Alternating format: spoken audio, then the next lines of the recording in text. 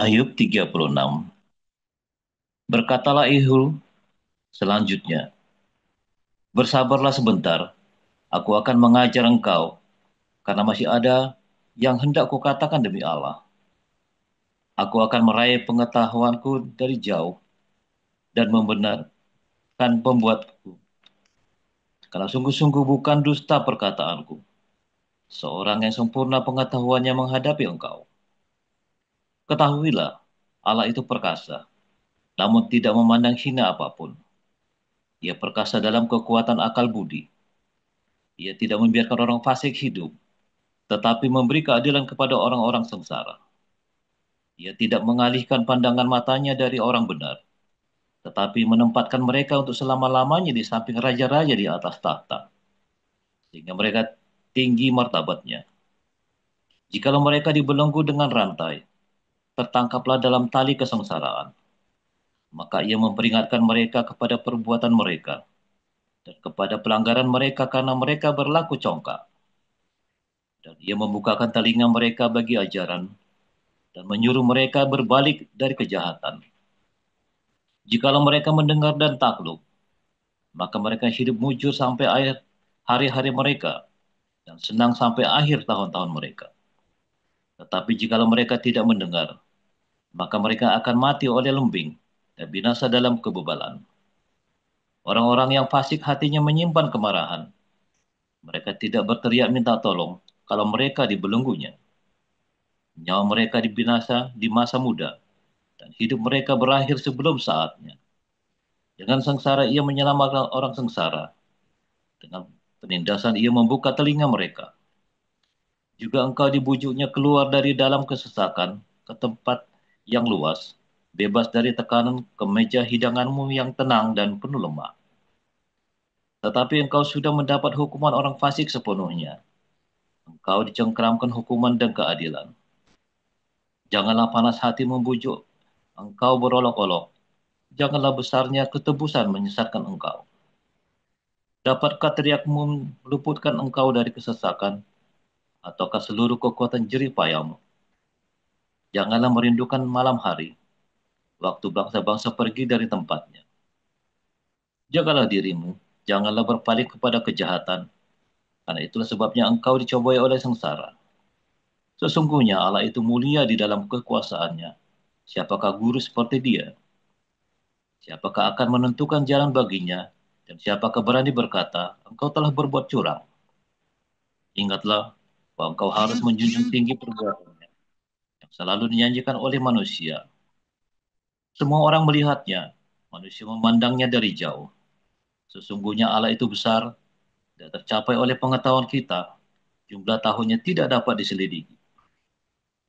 Ia menarik ke atas titik-titik air dan memekatkan kabut menjadi hujan yang dicurahkannya oleh mendung dan disiramkan ke atas banyak manusia. Siapa mengerti perkembangannya awan dan bunyi gemuruh di tempat kediamannya? Sesungguhnya ia mengembangkan terangnya di sekelilingnya dan menduduki dasar laut. Karena dengan semuanya itu ia mengadili bangsa-bangsa dan juga memberi makan dengan berlimpah-limpah. Kedua tangannya diselubunginya dengan kilat petir dan menyuruhnya menyambar sasaran.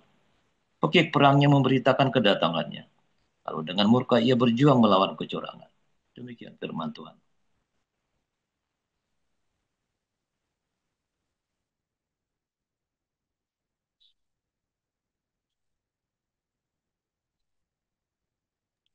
Silakan Bu Elia dilanjut. Ibrani pasal yang ketiga. Sebab itu, hai saudara-saudara yang kudus, yang mendapat bagian dalam panggilan sorgawi, pandanglah kepada Rasul dan Imam besar yang kita akui, yaitu Yesus, yang setia kepada Dia, yang telah menetapkannya, sebagaimana Musa pun setia dalam segenap rumahnya. Sebab ia dipandang layak mendapat kemuliaan lebih besar daripada Musa, sama seperti ahli bangunan lebih dihormati daripada rumah yang dibangunnya. Sebab setiap rumah dibangun oleh seorang ahli bangunan, tetapi ahli bangunan segala sesuatu ialah Allah. Dan Musa memang setia dalam segenap rumah Allah sebagai pelayan untuk memberi kesaksian tentang apa yang akan diberitakan kemudian. Tetapi Kristus setia sebagai anak yang mengepalai rumahnya, dan rumahnya ialah kita. Jika kita sampai kepada akhirnya teguh berpegang pada kepercayaan dan pengharapan yang kita megahkan. Sebab itu, seperti yang dikatakan Roh Kudus, pada hari ini, jika kamu mendengar suaranya, janganlah keraskan hatimu, seperti dalam kegeraman pada waktu pencobaan di padang gurun, di mana nenek moyangmu mencobai aku dengan jalan menguji aku. Sekalipun mereka melihat perbuatan-perbuatanku 40 tahun lamanya. Itulah sebabnya aku murka kepada angkatan itu dan berkata, selalu mereka sesat hati dan mereka tidak mengenal jalanku, sehingga aku bersumpah dalam murkaku, mereka tak akan masuk ke tempat perhentianku. Waspadalah, hai saudara-saudara, supaya di antara kamu jangan terdapat seorang yang hatinya jahat dan yang tidak percaya oleh karena ia murtad dari Allah yang hidup. Tetapi nasihatilah seorang akan yang lain setiap hari, selama masih dalam Ulang, selama masih dapat dikatakan hari ini, supaya jangan ada di antara kamu yang menjadi tegar hatinya karena tipu daya dosa. Karena kita telah beroleh bagian di dalam Kristus, asal saja kita teguh berpegang sampai kepada akhirnya pada keyakinan iman kita yang semula. Tetapi apabila pernah dikatakan pada hari ini, jika kamu mendengar suaranya, janganlah keraskan hatimu seperti dalam kegeraman. Siapakah mereka yang membangkitkan amarah Allah sekalipun mereka mendengar suaranya? Bukankah mereka semua yang keluar dari Mesir di bawah pimpinan Musa? Dan siapakah yang ia murkai 40 tahun lamanya? Bukankah mereka yang berbuat dosa dan yang mayatnya bergelimpangan di padang gurun? Dan siapakah yang telah ia sumpahi bahwa mereka tak akan masuk ke tempat perhentiannya? Bukankah mereka yang tidak taat? Demikianlah kita lihat bahwa mereka tidak dapat masuk oleh karena ketidakpercayaan mereka. Demikian. Haleluya, luar biasa. Firman Tuhan selalu baru setiap hari jika kita menanti-nantikan Tuhan terus dengan hati yang jujur, ya. Sebab banyak sekali kita ini menipu Tuhan, ya.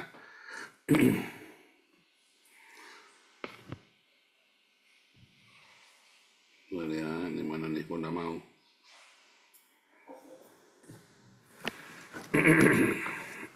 Oke, seringkali kita menipu Tuhan, ya. Kita menipu Tuhan, kita ngakali Tuhan. Tuhannya nggak bisa ditipu, tapi kitanya ngakali Tuhan, ya. Kitanya nggak jujur sama Tuhan. Nah, saudara, seringkali karena Anda sering mendengar, oh Tuhan itu Maha tahu, Tuhan itu yang penuh sabar, penuh pengampunan, ya saudara ya.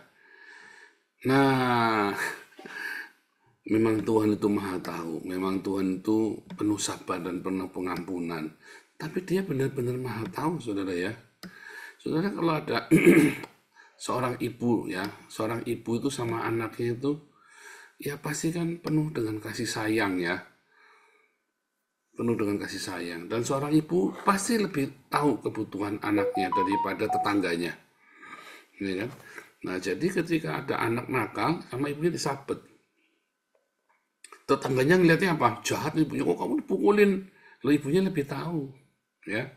Ibunya lebih ngerti daripada tetangganya kenapa anak itu disabet, kenapa anak itu dihajar itu ya. Ya tahu kan, ibunya tahu, ya kan, karena mengasihi anaknya. Tapi lalu anaknya ya lari ke tetangga, katanya dia laporan sama tetangga, katanya ibunya tiap hari ngebukin dia sampai mau mati. Ya, ya. Kayak ada teman saya ya di sini disabet sama mamahnya. Di sini kan diajarin di sekolah ya, kalau terjadi KDRT di rumah suruh lapor polisi. Nah, anak ini disabet nggak terima, disabet mamanya, nanti mamanya kebetulan galak, lapor, dia mau lapor polisi, nelpon saudara ya. Mama yang tambah ngamuk, tambah lapor sana ke polisi, nanti kamu udah ketemu mama lagi, biar saja mama di penjara, kamu sana biar suruh masak sendiri apa sendiri. Anak kan ketakutan kan jadinya kan. Nah itu ya saudara ya. Saudara, seringkali kita juga begitu ya, anak-anak kita merasa Tuhan itu baik, Tuhan itu penuh pengampunan segala macam. Begitu kita sedikit ya mengalami penderitaan, sedikit mengalami hal-hal yang tidak enak ya dalam hidup kita. Ya lalu kita, Tuhan, apa salahku Tuhan? Aku sudah begini, aku sudah begitu. Aku sudah melakukan apa yang kamu mau, sudah ini, sudah itu. Aku kan sudah berdiakonia. Padahal waktu kamu berdiakonia, kamu karena apa saudara? Waktu kamu diakoniamu itu, diakonia itu kamu sambil numpang-nampang, ya kan? Nah ada beberapa orang, ya dia numpangi diakonia itu sambil buat cari dananya pribadi dia, saudara, ya kan? Itu kita tapi mau bikin rumah anak terang jadi anak terong itu kan? Kan ada kan? Terus Tuhan lihat, aku sudah membuat rumah anak terang. Terus Tuhan bilang rumah anak terong kali, bukan anak terang. Iya kan? Kayak Muhammad, Tuhan, aku kan sudah berbuat baik sedekah ya kepada janda-janda. Iya, sambil kamu tunggangi jandanya kan? Ya, loh. Kita seringkali begitu loh. Saya pernah nolong omnya Ana tuh, saya bilang ya. Nolongnya Ana tapi dengan maksud apa? Saya mau memperalat dia supaya dia setia sama saya. Itu namanya nipu Tuhan itu, saudara ya. Tuhan nanti saya di surga kan. Tuhan tuh lihat sudah berapa banyak yang saya tolong. Nah iya, tapi kamu manipulasi kan. Orang-orang itu kamu manipulasi semua buat kepentinganmu kan. Makanya Tuhan bilang kalau kamu ngasih, tangan kanan, tangan kiri nggak boleh tahu. Ya, karena itu loh. Ya, seringkali kita tidak sadar kalau kita lagi nipu Tuhan, kita ngakali Tuhan, dan kita nggak ngerti bahwa Tuhan tahu. Ya kan banyak orang-orang lah, Saroni lagi kan, dasar warga tidak tahu diri, ya aku kasih uang, udah dikasih utangan, anaknya sekolah nggak bisa bayar cicilan motor, aku bayarin, tapi nah itu, tapi kan dia masih harap-harap, ya kan? Kalau kamu sampai begitu ya berarti kamu nggak ini ya, berarti kamu nggak los sama dia, kamu nggak sedang berdiakonia, kamu sedang mengharapkan sesuatu dari dia. Saudara, kita sering nolong orang ya, dan sering disakiti, sering dibohongin. Ya nggak apa-apa, pokoknya kita nolong, nggak urusan. Urusannya dia sama Tuhan, bukan urusannya kita.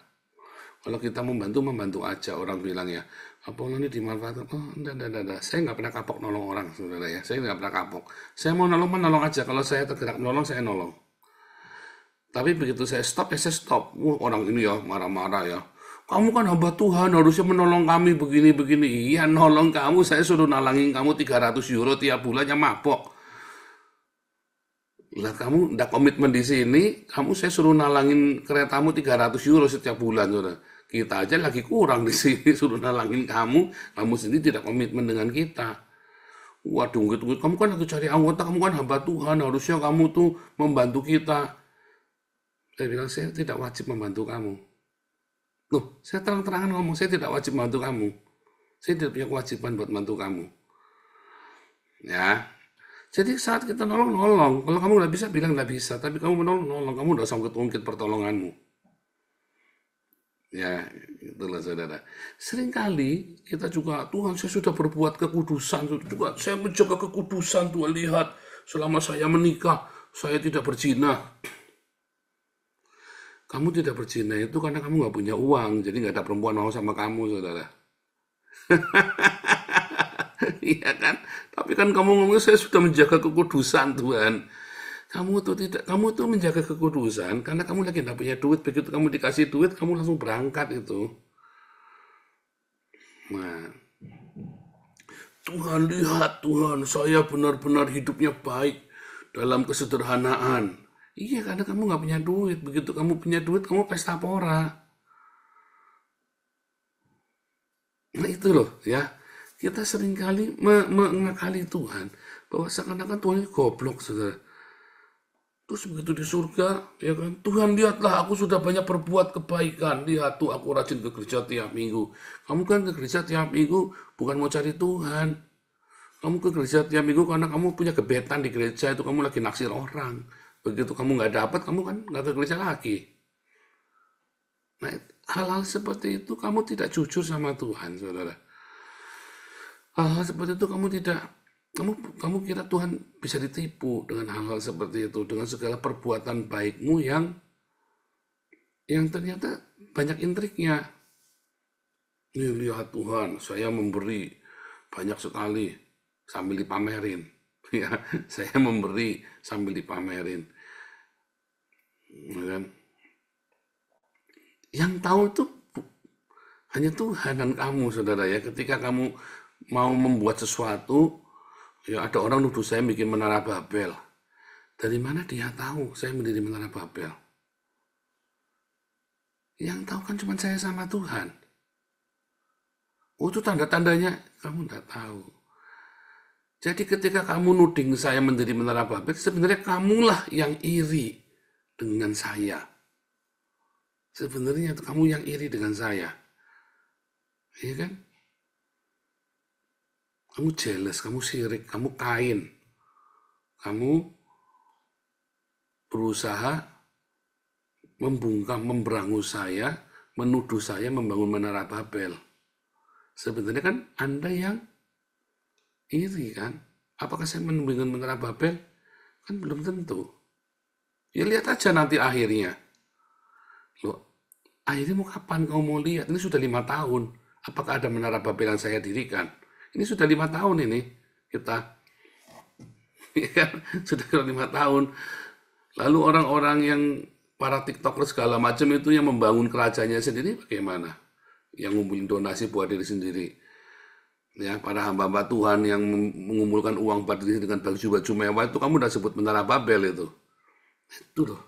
Karena kamu di sini terus kamu lihat, kamu iri, sementara yang di sana yang mau jelas-jelas ngumpulin uang, kamu kagumi. Nah, itu loh saudara. Sebenarnya yang tahu itu hanya kita dengan Tuhan. Setiap perbuatan kita. Setiap perbuatan baikmu, setiap pekerjaan-pekerjaanmu itu yang tahu itu cuma Tuhan dan kamu. Ya, dan kamu tidak bisa menipu Tuhan karena dari buahmu kamu tahu nanti dari buahnya. Ya, dari buah pelayanan kamu. Nah, itu buktinya Pak Paul nggak ada yang suka itu. Saudara, kalau orang baik itu nggak ada yang suka. Di mana-mana, ya, orang baik itu tidak disukai. Serius, nabi mana ada yang disukai sih? Iya kan? Saya punya sahabat seorang nabi. Baik itu nabi palsu, saudara. Kalau ada seorang nabi dan dia banyak fansnya, berarti dia nabi palsu. Percaya saya, tidak ada nabi disukai. Yesus saya bilang, tidak ada nabi yang dihormati di rumahnya sendiri, di kotanya sendiri. Tidak ada. Nabi itu suaranya didengar oleh seluruh dunia. Tetapi orang nggak suka sama dia. Iya kan? Karena kan mengancam kestabilannya orang-orang. Apa yang kita lakukan di Den Haag ini mengancam perpuluhannya gereja-gereja.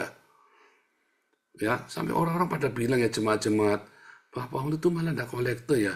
Kalau pendeta kita kok malah mintain duit tiap minggu ya. Pengumuman minta duit. Pak Paul itu malah ngasih uang ya, ngasih makan. Loh, ini saya bukan lagi menyombongkan diri sendiri, ini saya lagi cerita Anda. Nah, pendeta, makanya orang-orang pada nggak suka sama saya kalau lagi mau dagang.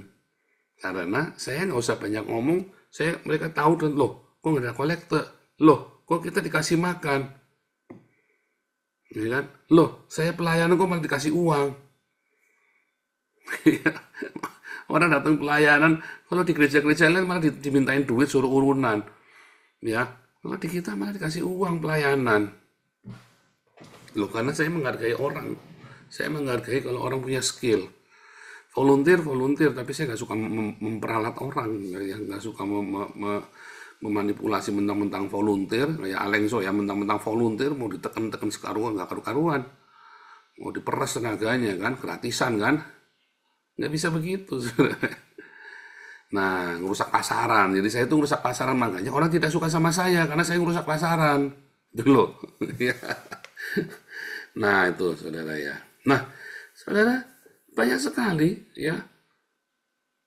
Kalau kamu lebih suka sama orang yang disukai orang banyak, ya, tapi itu para rasul itu disukai. Oh salah saudara, para rasul itu banyak musuhnya, dimusuhi. Tetapi komunitas itu disukai banyak orang. Loh, komunitas kita nyatanya sekarang dari 20 orang embun pagi ya, kita selama 1 tahun 20 orang, sekarang 146 orang loh. Kadang-kadang 180. Tambah banyak kan? Lo kalau Anda tidak suka kan Anda dari sini kan? YouTube kita paling stabil loh. Kalau sudah pada habis kita tetap di situ. Orang mati timbul tenggelam kita masih. Saudara, kalau Anda dekat dengan saya, ya inilah saya. Kalau Anda punya kepentingan yang berbeda dengan kita, pasti Anda tidak suka saya. Kalau Anda ingin uangnya yayasan, mau ngerampok, pasti Anda tidak suka sama saya. Entah kenapa selalu ketahuan orang-orang yang mau ngerampok ini. Itu loh. Ya. Kan satu-satu sudah terbuktikan, kita buktikan. Nah, itu ya. Ada hal yang penting. Ya, ketika kamu di padang gurun, saudara. Kamu jangan ngurusin orang lain. Urusilah dirimu sendiri. Di padang gurun itu kamu jangan menghakimi, nuding-nuding orang lain. Di padang gurunnya kamu fokus sama Tuhan. Kamu fokus sama Tuhan, kamu urusin Tuhan. Setiap orang punya tanggung jawab sendiri sama Tuhan. Jangan sampai kamu tidak taat, jangan sampai kamu memanipulasi Tuhan. Karena orang-orang yang tidak beres hatinya ini tidak akan masuk tanah perjanjian. Kasihan. Kasihan kamu, kasihan anak-anakmu. Kalau sampai kamu tidak lulus di padang gurun. Kasihan. Jadi di padang gurun itu saatnya kamu hidup tulus, hidup benar. Dimurnikan, dihajar ya. Di padang gurun penuh dengan penderitaan, penuh dengan kesulitan. Itu sebetulnya buat kamu, bukan buat orang lain. Kok aku gini amat sih hidupnya? Nah itu dia. Setiap perbuatan adalah sebuah reaksi dari padang gurunmu. Maka reaksi itu akan menghasilkan reaksi, respon-respon yang lain.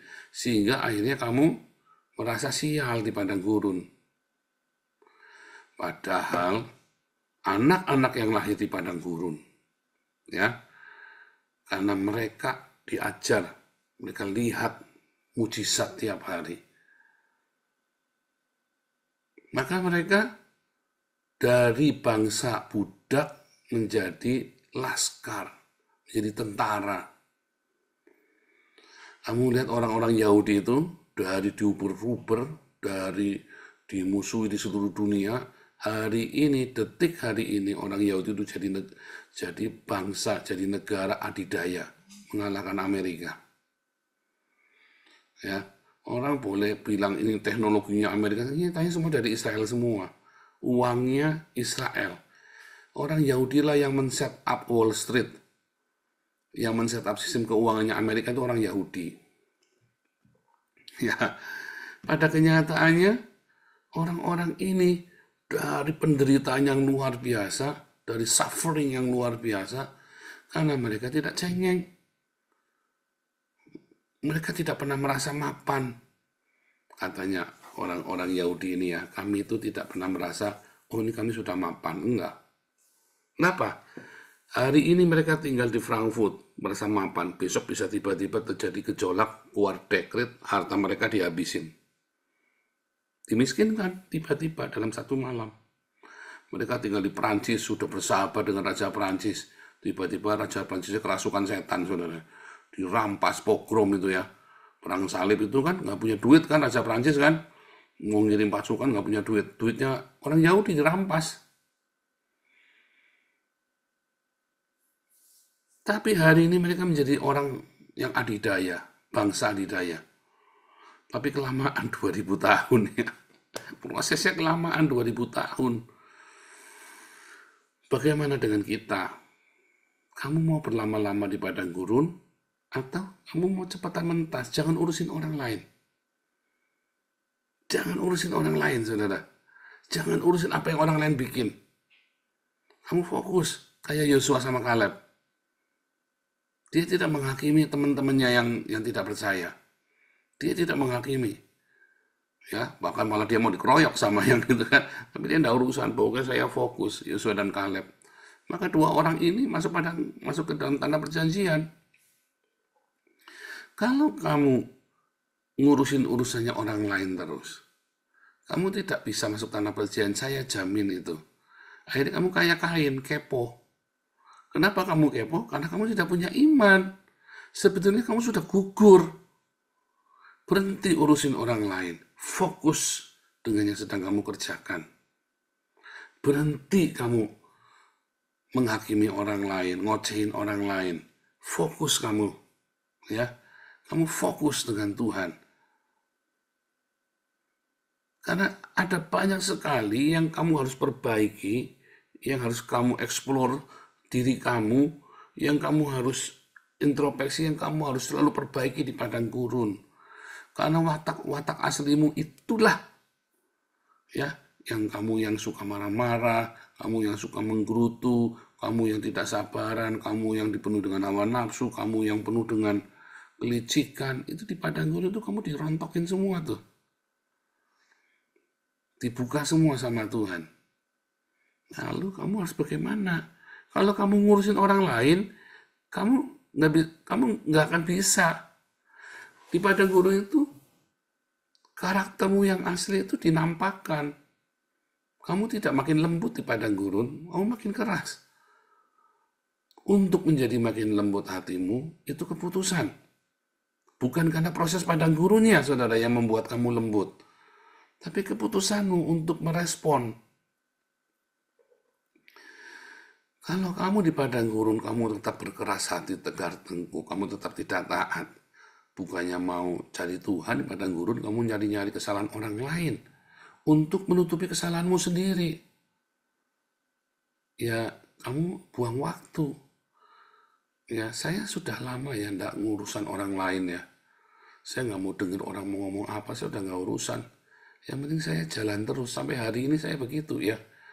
Dan saya bersyukur saya mengenali padang gurun itu.